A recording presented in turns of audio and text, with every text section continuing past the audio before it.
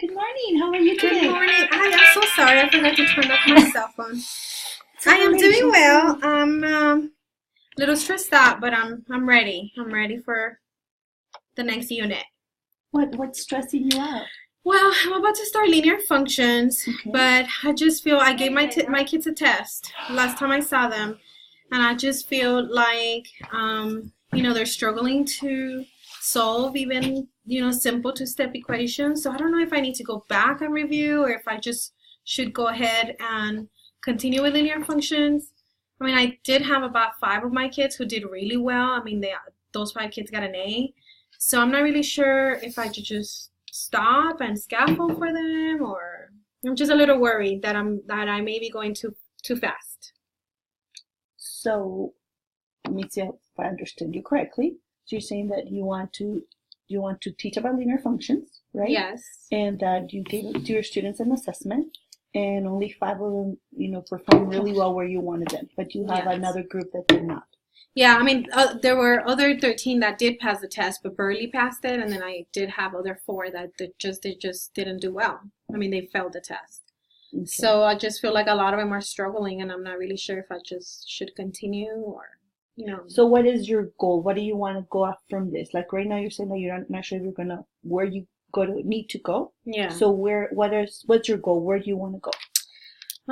Well, I don't want to get too behind, and I think that I want to introduce the concept of linear functions, but somehow be able to differentiate for my kids so that, because I don't want to lose the 5 that pass the test really well, but I also don't want to I don't want to slow them down, but I don't want to go too fast where I lose the rest. So I would want to have something that can help me differentiate for all. So my goal is to start introducing linear functions, but in a way scaffold the other concepts that will help the rest of the kids who are struggling. So do you want some options of where to go and how to move on to the next concept? Yes. And while at the same time bringing everybody along. Yes, exactly. Okay. Well, there's a lot of options that the Active Learning Framework that offers. Okay. I can invite you to look through it. Let's look through them together, Okay. and then you can see what you may want to select that will fit the needs of your students. Okay. How do you feel about that?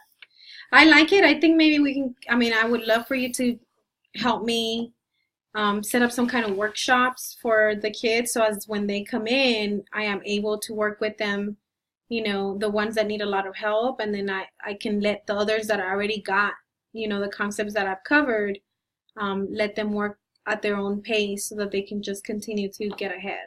So what do we just sit and explore Okay. the resources that are there so that you can feel what you can handle and Okay. what you're willing to do and Okay. are willing to try out and Okay. set up your goals for your students, Okay. and as you can prepare that differentiation. Okay. Yeah? Sounds Okay. good. So if you go to your eStudio, Okay. there is a place where I don't know if you're familiar with this, but there's a place for you to click create rubrics. I saw that, yeah. I haven't used it fully, but I saw that, and I've been looking through a lot of that stuff. So when you said that you've seen that, have you created one? Have you gone that I far? created like a fake one, so I haven't really created the real one. I just kind of practiced with it and went through the whole steps. But I would love for you to help me do like a real one, especially for this, because it's very important for students to understand linear functions before we can move on to anything else.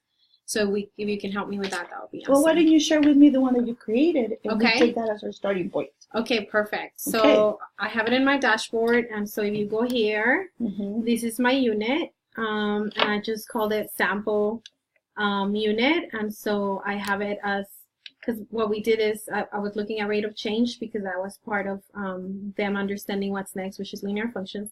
And I just added some resources in there. I added some assessment questions and some workshops that I did with them, although they didn't go as I thought they were going to go. They were a little messy. And then some links that I gave them for some videos that I wanted them to watch.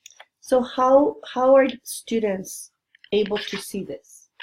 So I gave him like a little worksheet, and then I had it also like on the different workshops that I did on my class. And so it was just pretty much the expectations for, because it was not the whole unit, but it was pieces of the unit. And so I had them in little groups. And so each group had like kind of like the directions and expectations on what they were supposed to do. Well, it sounds like you're right on the grade. Am I? I don't know. I don't feel like it. Yes, trust yourself, friend. Trust yourself. Okay, so you already have certain activities so that the kids can go and pace their own learning, be accountable for their own learning, correct? Yes, I do. I already added some assessment questions and different other resources that they can use. Yeah. Okay, so why don't we use this rubric that you've already created, and then create some evidence so the next time that we meet, we see how the kids perform in that. Okay. Okay. So should I bring all of those documents back when we meet next time? Yeah. Next time that Okay. we meet, that we do that, and we'll see, Okay. and we'll talk about how the kids did and everything. Okay. Sounds good. I like that. Yeah. Okay. Thank you very much. Good job. Thank you. Thank you.